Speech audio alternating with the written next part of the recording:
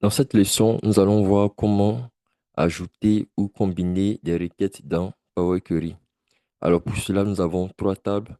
Une table vente magasin A qui donne les ventes pour le magasin A pour le mois de janvier à octobre.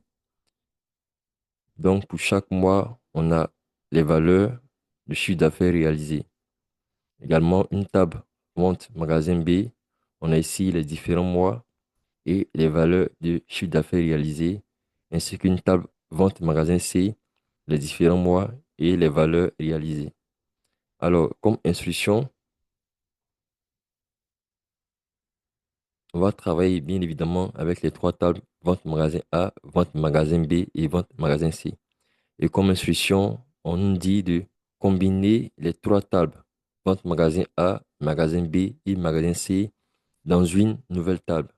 Alors, on se rend compte que les trois tables ont exactement la même structure. Une colonne pour le mois et une colonne pour les ventes réalisées. Donc, on va les combiner dans une nouvelle table. Je choisis n'importe laquelle, par exemple, magasin A, et je vais aller sur combiner. Ici, c'est ajouter des requêtes parce qu'on a des tables qui ont la même structure. Donc, on veut les empiler les unes à la suite de l'autre.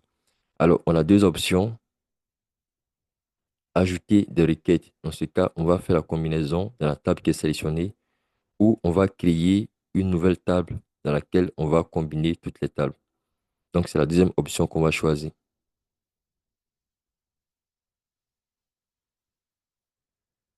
Voilà. Je vais aller sur l'option au moins trois tables. On a déjà vente magasin A qui est sélectionné. Je vais prendre vente magasin B, contrôle, vente magasin C et les ajouter. Voilà. Je vais cliquer sur OK. Voilà. Ça nous a créé une nouvelle table qui était appelée Ajoute 1. Alors, on va l'appeler vente simplement. Alors, on regarde nos données.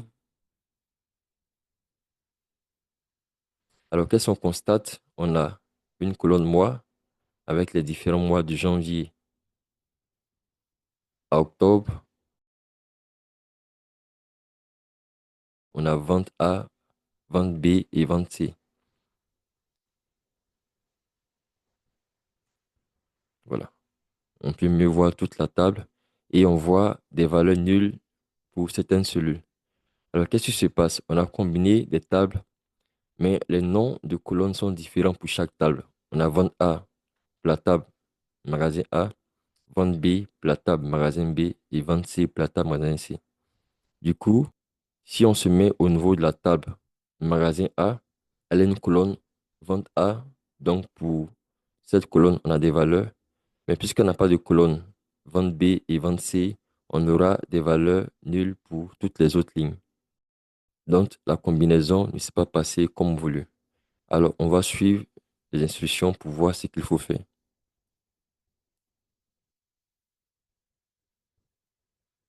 Alors, comme deuxième instruction, on nous demande maintenant de harmoniser les noms de colonnes dans chaque table de base.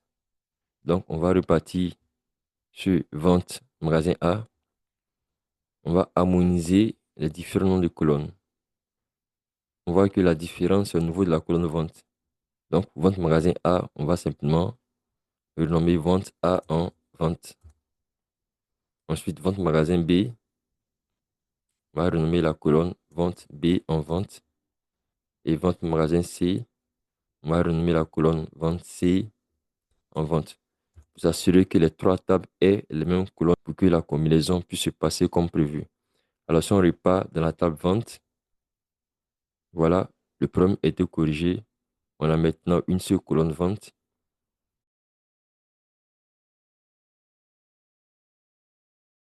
Alors, c'est bon, on a pu combiner nos données pour les trois tables. Vente magasin A, vente magasin B et vente magasin C.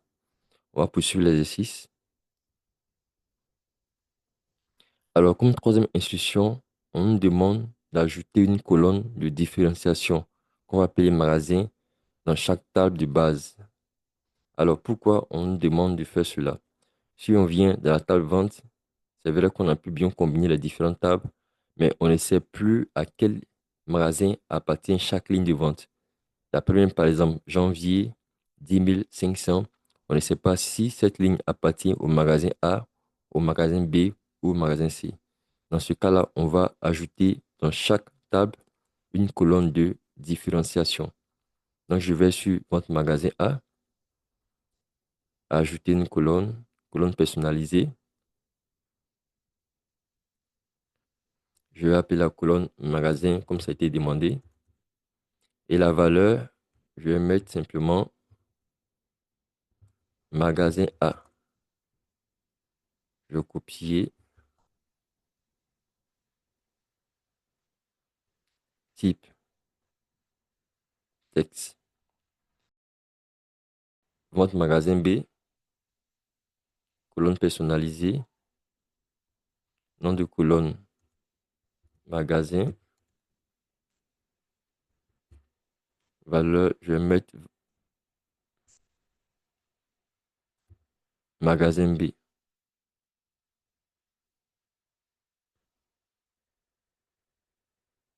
Et vente magasin C, colonne personnalisée,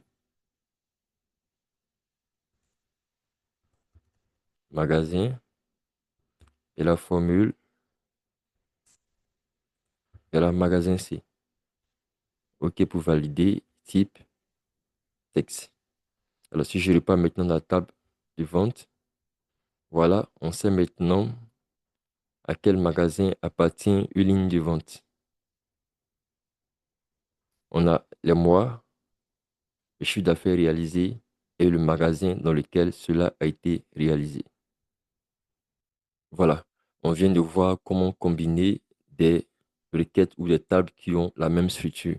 Alors, ce qu'il faut retenir dans ce cas d'exercice, on va s'assurer que les tables aient exactement les mêmes noms de colonnes.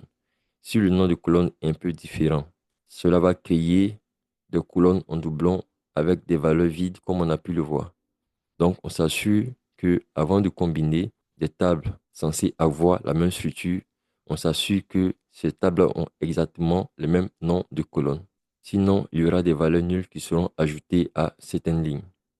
Aussi, si cela est pertinent, il faut penser à ajouter une colonne pour différencier les lignes, de sorte que dans la table résultante de la combinaison, on puisse savoir à quelle table appartient chaque ligne. Voilà.